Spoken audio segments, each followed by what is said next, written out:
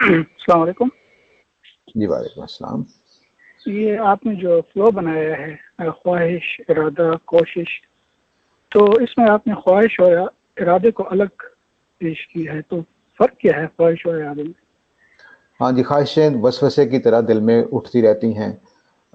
کبھی خیال ہوا یہ کر لیں، کبھی خیال، لیکن اس کو کبھی ہم نے پختہ ارادے کی شکل نہیں دی کہ ہاں واقعی مجھے ایسا کرنا چاہیے.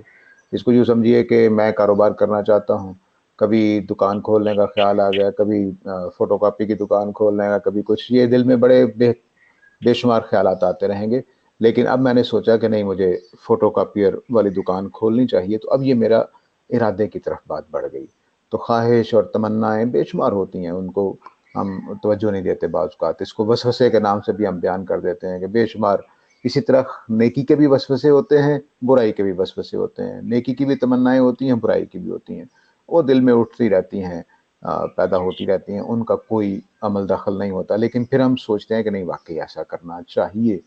اب جب یہ ہم اندر ہی اندر پلاننگ کر رہے ہوتے ہیں، دل یعنی سمجھیے کہ یہ ہمارے دل کا عمل شروع ہو گیا، یا ذہن کا عمل شروع ہو گیا کہ ہم نے اس پر پلاننگ کرنی شروع کر دی، سوچنا شروع کر دیا، اچھا میں دکان خریدوں یا کرائے پر لوں یا کہاں جگہ پہ کون سے بازار میں. اب جب میں نے یہ ارادہ کر لیا، پلاننگ کر لی، تو اب اس کے اوپر عمل کرنا شروع کر دیتا ہوں. تو اس لیے میں نے اس کو فرق کیا کہ دل میں خیال آ جانا، دل میں خواہش پیدا ہونا، یہ بھی ایک سٹیج ہوتی ہے. پھر اس کے بعد ہم پلاننگ شروع کر لیتے ہیں، دل میں پکا ارادہ یا اس پر واقعی سوچنے لگ جاتے ہیں، تو یہ ارادہ کی سٹیج ہو جائے گی. اور پھر جب ہم عملی طور پر اٹھ پڑتے ہیں اس کام کے کرنے کے لیے، تو یہ کوشش ہو جائے گی.